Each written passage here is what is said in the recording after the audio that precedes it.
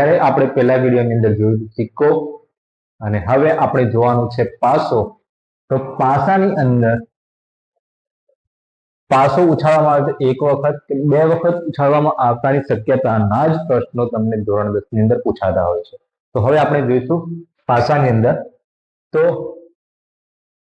પાસો એક વખત ઉછાળવામાં આવે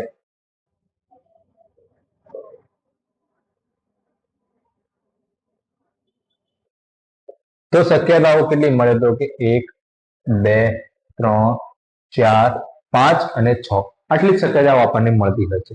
હવે આપણે એની અંદર જોઈએ કે શક્યતાઓ કેટલી હોય. તો આની અંદર પૂછાતા પ્રશ્નો હોય છે.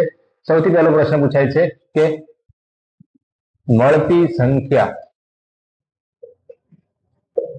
એકી અથવા બેકી સંખ્યા હોય. તદુપરાંત પૂછાતું હોય છે કે મળતી સંખ્યા વિભાજ્ય કે અવિભાજ્ય સંખ્યા હોય. ત્રીજો પ્રશ્ન પૂછાય છે મળતી સંખ્યા 2 નો ગુણક,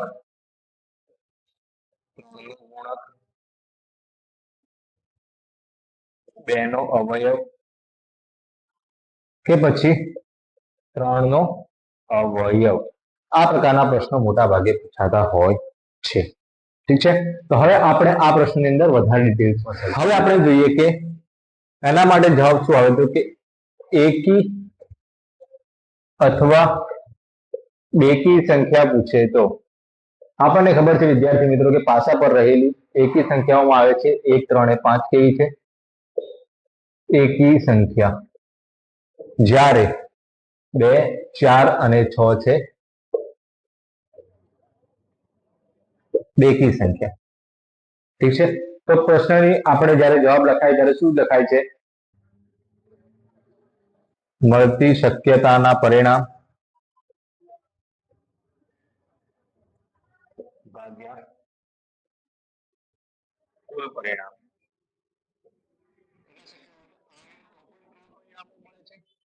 બેકી સંખ્યા હોય તો પણ 3 પરિણામો મળે છે.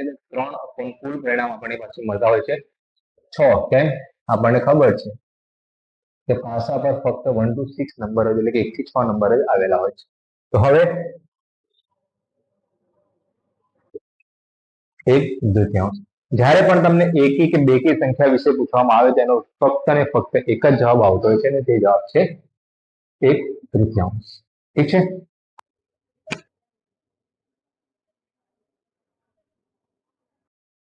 મળતી સંખ્યા વિભાજ્ય કે અવિભાજ્ય છે. તો આપણને 1 2 3 4 5 અને 6. હવે આમાંથી વિભાજ્ય સંખ્યા છે 4 અને 6. જ્યારે અવિભાજ્ય સંખ્યા 2 3 અને 5.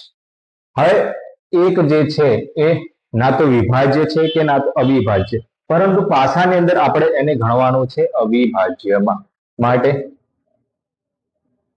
સોરી, એક છે એ નથી અવિભાજ્ય કે નથી વિભાજ્ય, તટસ્થ સંખ્યા છે. માટે હવે આપણે વિભાજ્ય સંખ્યાની વાત કરીએ તો આની અંદર મળતા પરિણામો કુલ 2 છે, અહીંયા 3 છે. તો વિભાજ્ય સંખ્યા માટે આવશે શક્ય પરિણામો 2, કુલ પરિણામો 6 એટલે કે 1/3. તે જ રીતે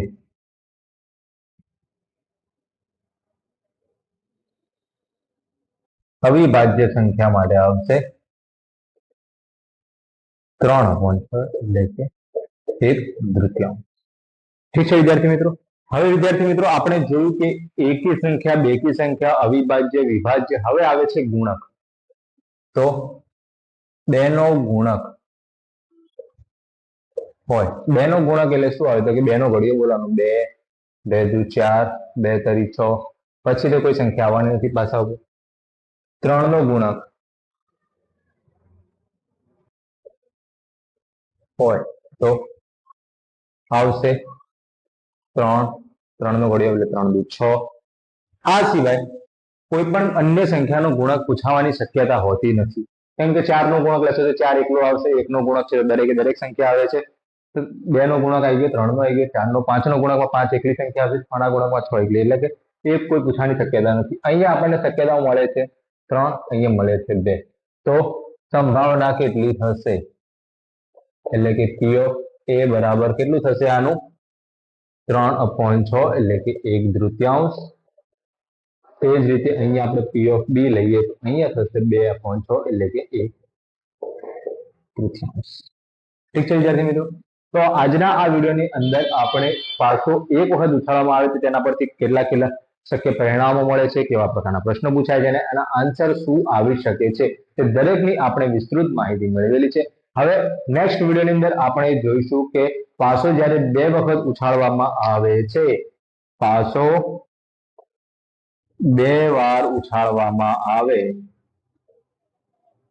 તો આપણને કુલ કેટલા પરિણામો મળી શકે છે. અને જો તમને આ વિડીયો દ્વારા ભણવામાં આનંદ આવી રહ્યો હોય અને જો તમને કોઈ પણ જાતની મુશ્કેલી કે તકલીફ લાગતી હોય તો તમે અમારા ક્લાસીસનો વર્ચ્યુઅલ સંપર્ક કરી શકો છો. તમને આપણી ચેનલ ઉપર તમને એડ્રેસ પણ મળી જશે અને મારો કોન્ટેક્ટ નંબર પણ તમને આ ચેનલની અંદર તથા આ વિડીયોની નીચે આપેલો છે. Thank you.